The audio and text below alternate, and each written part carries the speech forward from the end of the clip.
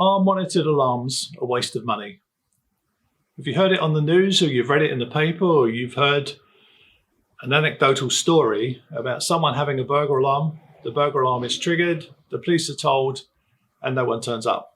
So I've certainly heard that. And when we're seeing a prospective client and we're asking about their requirements or insurance requirements in designing the system, then that's often a subject that is covered.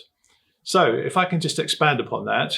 So to get a police response to an intruder alarm system or a personal attack hold-up alarm system, the system has to be designed, installed and commissioned to meet the police policy.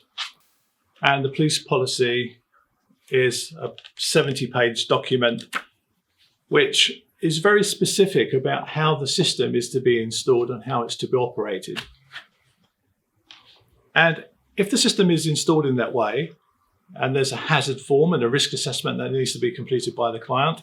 So when the police arrive at the premises, they're not going to be confronted with explosives, firearms, swimming pools or ponds where their officers could be endangered. So providing all those things are covered and the system is installed and it's compliant with the policy, then a unique reference number, a URN, is issued for the system installed in that premises. So that then means that that system installed in the premises is entered onto the police database. So all the police forces throughout the UK will have a database with compliant systems listed.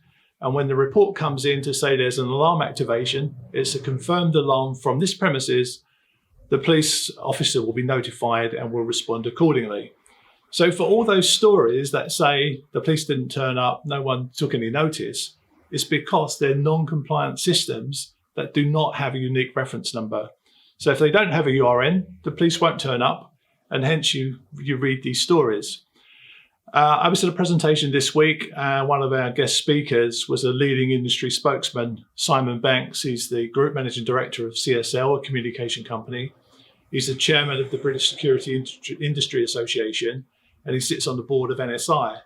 And he was talking about there are 1.2 million monitored alarm systems in the UK, and the response rate to those systems by police officers was 99%.